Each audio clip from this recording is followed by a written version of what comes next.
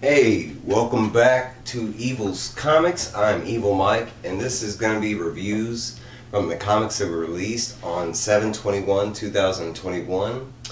This is specifically all DC, and it just happened to be that's the way I read them. No ifs, ands.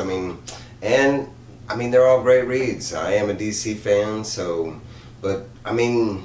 I am a DC fan, but that doesn't mean I don't have like a bias. I still judge the art, the story, the same as any other comic. In my opinion, right now, DC's just doing a really good job with writers, artists, that kind of thing. And I'm going to prove my point in a second, and just for me, but no, not really proving a point. But so first up, we got Legends of the Dark Knight #3. This is done, it says Robertson Clark. Let's see. Never good with names. I'm going to skip all that. Anyways, we're following. We had just met Quiz in the last issue. She has Trap Batman, as we see here on the front cover. And she goes into the story, which is pretty quickly done, but she's trying to get help. She explains that her and Riddler are dating, and Riddler did this deal with Scarecrow where he was gonna try and get some of the gas that the gas mask villain, the new villain that showed up in this series, has been selling to all the villains. They were trying to secure some of this new gas. Quiz found out that Scarecrow was going to betray Riddler and then get him killed by the gas mask man. So she's really trying to get Batman's help genuinely. Now, she did trap Batman, but it's more along the lines of, like, she didn't think that he would just sit down and have a regular conversation, so she went, like, villain mode. It's like them in the conversation. Eventually, Riddler does show up. He's kind of upset because she didn't follow, like, villainy 101 or something like that, and she brought Batman back to his secret lair. And she's like, "What are you doing? You don't do that." He's like, are you crazy? Even though it looks like he's caught, he's really not caught. This is Batman. He's right where he wants to be, kind of thing. It's really well written. There's a lot of jokes and with the Riddler and Batman and Quiz. But Riddler does confirm that they are dating. It goes into the origin story of how Quiz kind of became Quiz, and basically it was like a bank robbery. It was some riddles that Riddler had received, and it led him to a very easily bank heist robbery deal. He ends up doing the bank heist, and they show a little bit over here at the bottom left, bottom right, and basically he gets trapped, and during the trap, that's when he meets the woman that is Quiz. I don't know if we get her name, but that she basically gets him out of the trap, and then that's when they show right here in this lovey-dovey panel that they fall in love. Eventually the rest of it is just Batman, and he is still drugged from previous issues. I think the last issue is with Joker, and they both have been drugged, and it's a hallucinative, fear-inducing drug that Scarecrow has concocted. But he's going through it mentally and physically, but at the same time, he's trying to, watch this deal go down, and Scarecrow's there with the gas mask man. Of course, Scarecrow is going to betray him, just like, Quiz had told, Riddler and Batman. This right here is a gas mask's face. We see, because Scarecrow tries to betray the gas mask man, he released some gas, the gas mask man's like, and that sounds so corny, the gas mask man. But the gas mask man is like, "Bro, that's why I wear a gas mask," and sure enough, Scarecrow's like, "Yep," and he just takes it off, Gas mask man didn't think past that part. Like, I guess he thought no one was going to take the mask off. So he is heavily affected by this new stuff that Scarecrow has put in. We have some other scenes. They show Commissioner Gordon. He's kind of waiting for Batman. Alfred's at home waiting for Bruce Wayne to show up. He does. It's one of the best panels of the book. Batman is all bloodied up and in a lot worse condition than we saw him before. Alfred is horrified, but then we get the back details, And this read was really great. I mean, if you have not read Batman before, Legends of the Dark Knight 1, 2, and 3 so far have been a really good mix of his detective side, his action, and there is a lot into Batman. It's just not like every Batman comic you read is just that. You know, it's just, no, I mean, there is a detective side to it. There is a straight action side. Sometimes it's full out comedic. I mean, we have the 66 Batman, and that still exists today. So, but the majority of the rest of this was just him going through, stopping, you know, this encounter with the Gas Mask Man and Scarecrow, and that's basically kind of like where it leads off, and you know, basically it ends with Bruce Wayne getting a good night of sleep. Next up from Tom Taylor, and man, this is a good series, is Nightwing 82. We left off with the reveal, and spoiler if you have not read Nightwing, you know, spoiler, yeah, it came out like 3 weeks ago now. So you've had your fair share of time to read, and if not, guess what? You're learning something new. But we have met like Tony Zuko's daughter, and incidentally, it turns out to be Nightwing's half sister. Different dads, same dads but different mothers. And so in the last issue, we do find out that I don't remember her first name, but Miss Zuko is Nightwing's brother. Nightwing is not alone in the family department anymore. I mean, she kind of kidnapped him, so right here, right off the bat, like a bunch of heroes, like the Teen Titans, Batman, they're all in like this crisis mode because they think Nightwing is in trouble. He has to really, you know, call it off before the building basically explodes from them trying to save him. But then we get a lot of the backstory on, you know, like the proof and how they are sister and brother, and it's great. I mean, you know, there's a lot of times where they add stuff to Origins, and we've seen that recently in Joker. This specifically, I mean, right here was, you know, if you know Nightwing's backstory and his origin story and how he became Robin and then Nightwing and how his parents' involvement with Zuko and stuff like this. But this was beautifully added on how her mother interacted with his parents and how eventually, you know, her mother had fell in love with Dick's you know, father, and it's just stated that they were kind of a couple right before Dick's real mom and dad got, you know, married. They all worked at the circus, but basically she was like a mail order bride that was bought by Tony Zuko, and they lived together in Gotham, and she wasn't about being a slave, and she took off and she went and hid at the circus. She met John, which is Nightwing's dad. Instantly, Nightwing's dad and mom, they're just friends at the time. At this time, I mean, they are in the traveling circus, and they show right here that back then they were still a badass. You know, it's a lot. I mean, basically, you know, Nightwing's mom and dad just kicked the butt at Tony Zuko, and they get him packing and stuff. And it goes into like more of the backstory on, like, you know, sped up, like just basically her involvement with John and how they came to be, how she kind of like disappeared over the years, because Tony Zuko does come back in and he retrieves his wife, but basically by the time he collects her, she's already pregnant with Nightwing's sister, and so at that time when she ends up being pregnant, Zuko does suspect that she had slept with that circus performer, and basically he kind of gets tired of her and just leaves her alone. He doesn't even like enforce her anymore. He just, you know, kind of like forgets about her or whatever. And eventually we do know the tragedy that befalls the Graysons, and it's kind of heavily implied that that earlier entanglement that, you know, Nightwing's parents had with Zuko involving this new lady led to the specific deaths. You know, it played a part. It wasn't the cause, but, you know, it played a part in the whole story. The way Tom Taylor did this was just excellent. I mean, it's not too many times you can add on to a backstory and it fits so well, and then this was really good. I mean, if you're a Nightwing fan and you have not been picking these up, you're missing out. Next up, Justice League number 65, a book that every time it drops, I mean, it's just been great. And it's directly catching off the last one.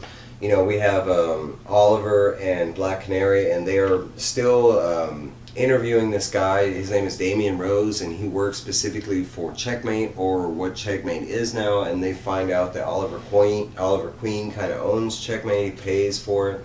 Black Canary is just finding this out, and she's kind of upset.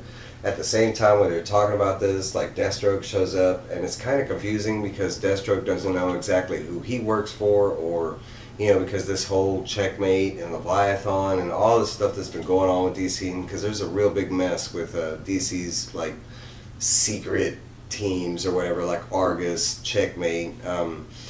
Anyways, we are going back directly into this massive battle with this guy. I think his name is Salmur. Synmar. Synmar? I don't know.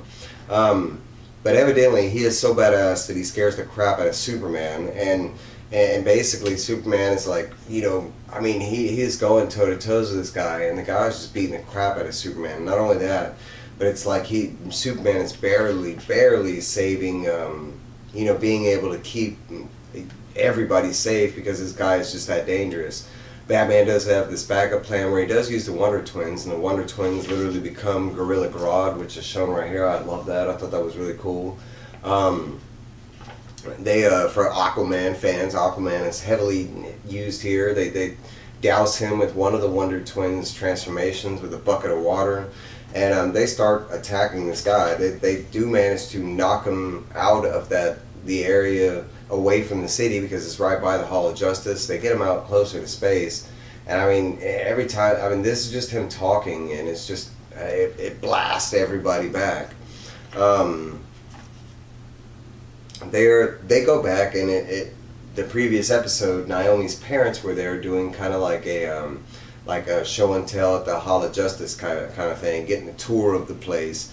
They do, and I think this is Constantine. He's down at the bottom, and Batman had mentioned to anybody that if they found, you know, any members of the Justice League Dark to get them up there, that they probably would need their help.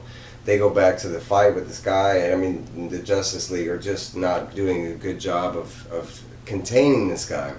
During the fight, they finally do eventually knock him out to space thanks to Naomi and Superman, and once they get him out in space, for some reason, this guy, and it's shown right here, but he recognizes Hawkgirl, and he goes nuts, where he instantly, like, takes her out of the battle, and while he does this, he takes out Superman at the same time, where they're both falling from space, and all the Justice League is kind of freaking out.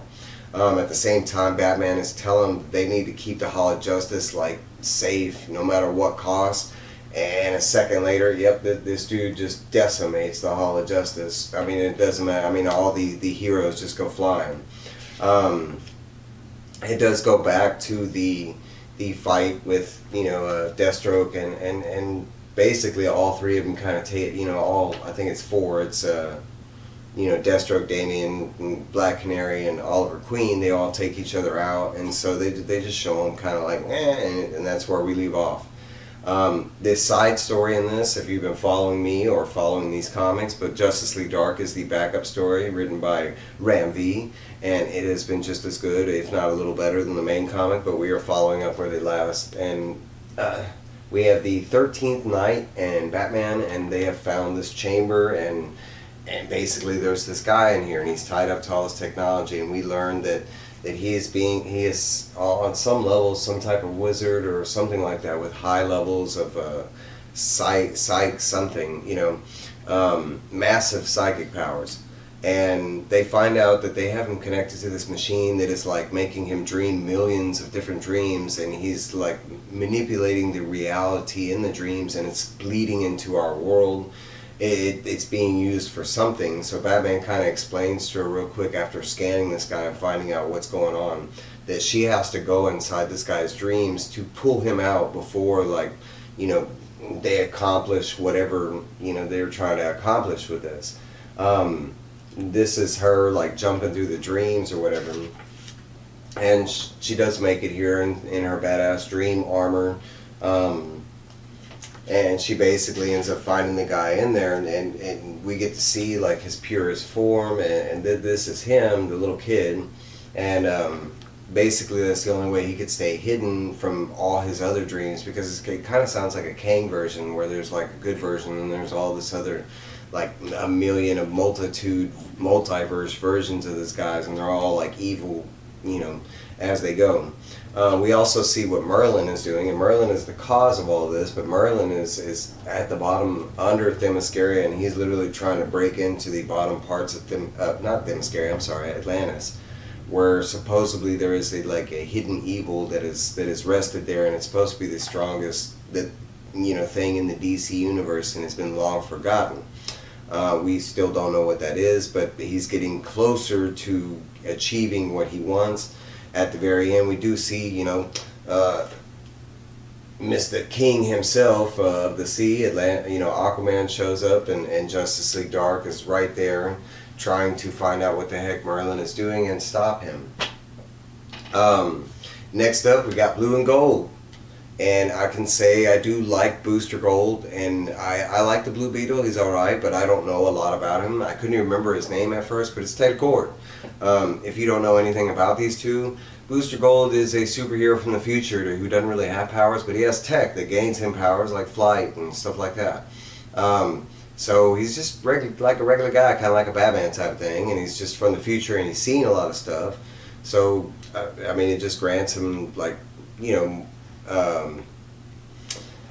don't know how to put it, but I mean, if you know Booster Gold, he's kind of like, he's seen as a joke. I would say he's like a B-lister hero. In my opinion, Booster Gold is so badass. I love Booster Gold because he has this comedic, this jokey, this snarky. He's trying to be famous. He wants to be like the most famous superhero ever, and that's why he came back to the past or something like that. Now, Ted Kord is the Blue Beetle, and he is like the older Blue Beetle. There is I think Jaime Reyes is the current Blue Beetle, and his is more like alien tech. Ted Kord is more like Marvel's Ant-Man. He's more like, the science, the inventor. But we start out, and basically, it's just Booster, and he's all about like live streaming, and hey, I'm this great superhero. Look at me. I'm saving the world, and we're getting to see like people in his live stream and stuff, and they're like, it's so fake, it's special effects. And he has one Uber fan who just loves the crap out of Booster Gold, some chick. But basically it's setting up that Booster Gold is trying to save the whole Justice League and a lot of the different heroes that exist in the Justice League. He is having a really hard time doing it because there's some kind of like robotic entity with this alien ship that has showed up that has captured the Justice League. Eventually Skeets, and Skeets is this little robot that kind of travels with Booster Gold. But Skeet,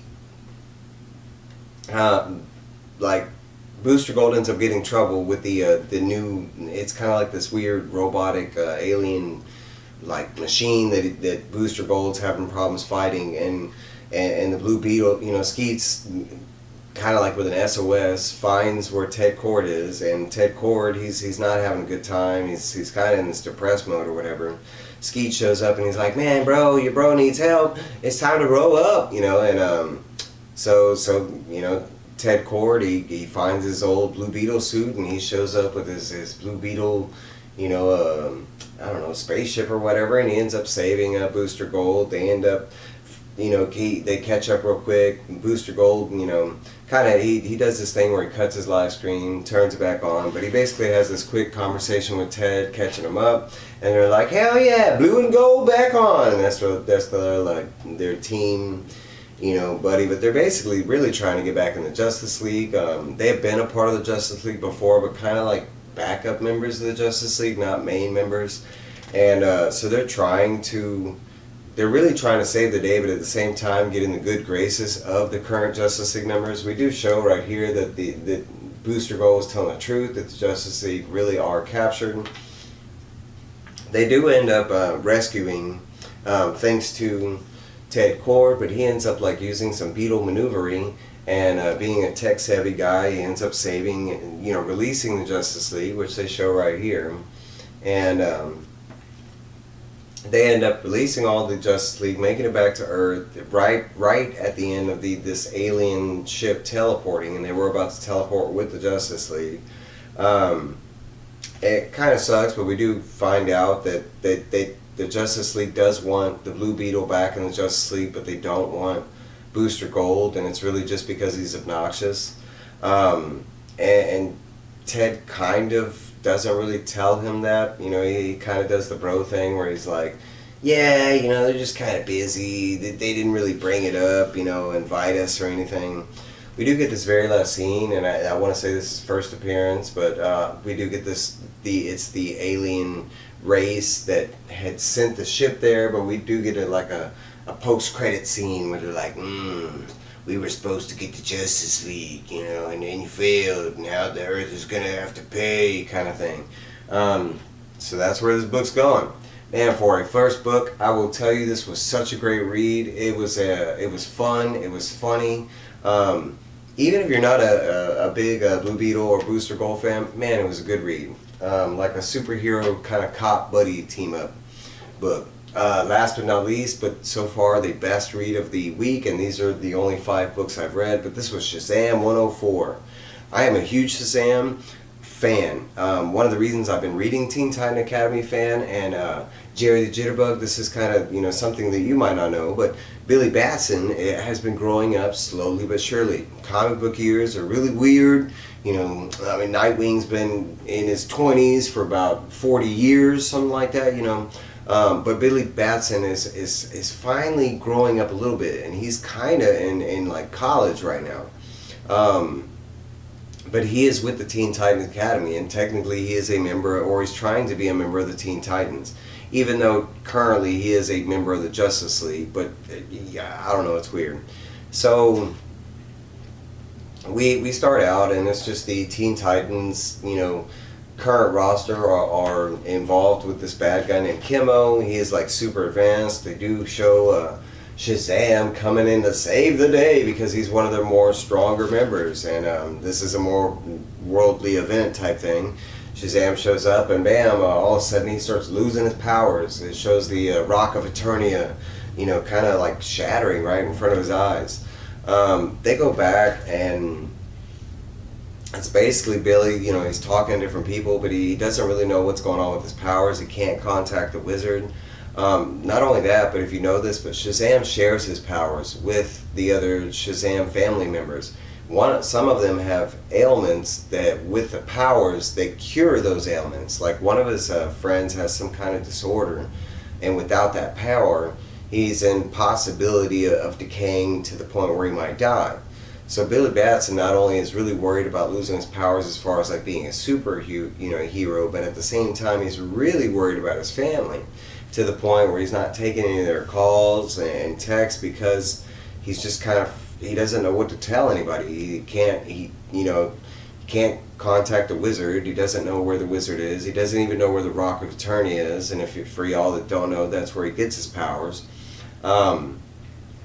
They do show him being bullied by a bunch of the members as he's going through this, and my guys, this new group that has showed up, and I've talked about them a couple times. But go Bat Pack! The Bat Pack ends up saving Billy Batson, because right now Billy Batson is having problems with the powers, even though he would like to Shazam as much as he wants, but for some reason it is just not working the way he wants. There's another thing in the story of Teen Titan Academy where the other members of Teen Titan Academy, the other students, don't know that Billy Batson is Shazam. But until right now, he tries to go Shazam, and when he does, it messes up, and he turns back into Billy Batson in front of everybody.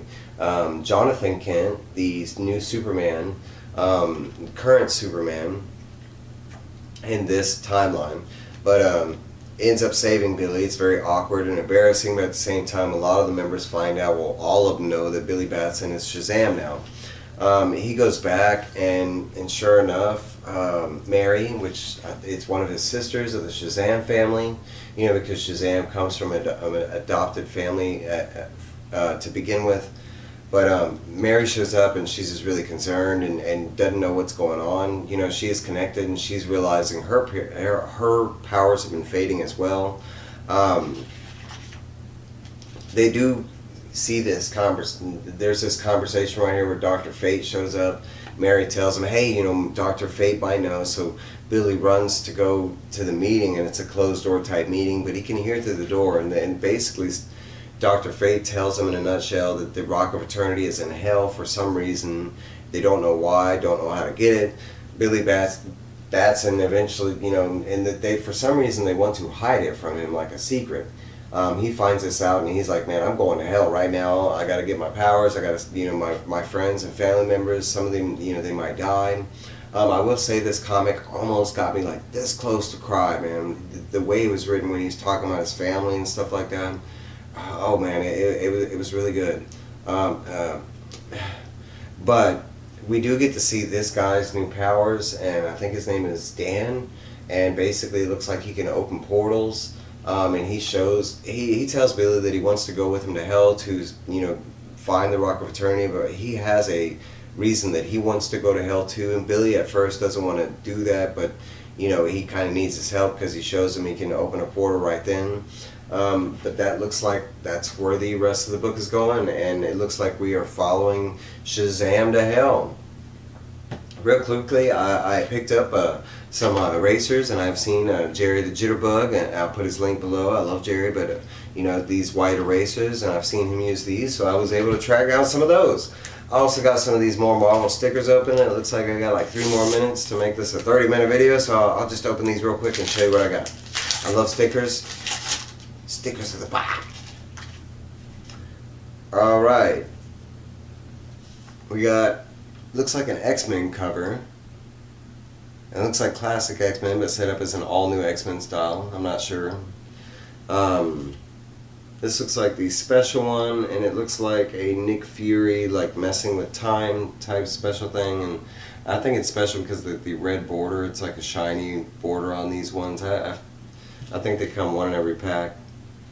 I'm drawing a blank at who that is. I think it's Adam Warlock, or maybe it's Sentry in his bad mode. I can't remember. Or Hyperion when he turns into Sentry. Hey, we got Grey Hulk. And this looks like House of X cover. I got 2 more packs. So let's get that.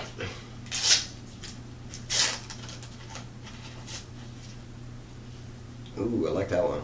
We got another X-Men cover, some Wolverine Cyclops stare down. Ooh, we got a 2-parter, and this looks like some cosmic entity Marvel stuff. Here goes the shiny one. We've got some Sam Wilson, a Falcon. We've got a badass OG Thor. That one's definitely going on my comic box. And we got, it looks like another House of M cover, and that one's definitely going on my box too. I got a lot of boxes, so a lot of white space that need to be covered up. Alright, last pack. And these are from Walmart. I think I've seen them at Walmart, like 99-cent stores, and I've seen them at Walgreens. They are $1. They do have a book. I failed to find the book, but I've just been picking them up when I can find them. We got a Captain America cover here. I always like when they show those, like when he's got like the kind of feathery parts to his costume. I don't know what it's called. Looks like, they always look like feathers. Alright, we got a special one, and this one looks like a connecting special. I'm down. I really love connecting, like, remember trading cards and stuff like that when they did the whole panel? I don't know who this is. That could be, you know, Jennifer Jones. I don't know who that is. We got Avengers vs. X-Men. This is a variant cover from issue number 1. And I got a repeat of that X-Men, so Uncanny D-Man, that's probably going in your A-OK right there. Uncanny, if you saw any of those X-Men ones, and you know, or anybody else, you know, reach out to me. I don't mind giving away, you know, I mean, it's not like I'm stuck on any of those. I would say reach out to me quick as you can, because I like to stick them, you know. But hey, that's everything I got. I hope you all have a great day. I got about 14 more books to read in my stack for this week's review, so look for a part 2, part 3. But that's all I got right now. Get out there and get some comics. Love some comic people. Love your families. Hug them very closely. Enjoy what you got when you got it. You know, I will see y'all soon. Thank y'all. Evil out.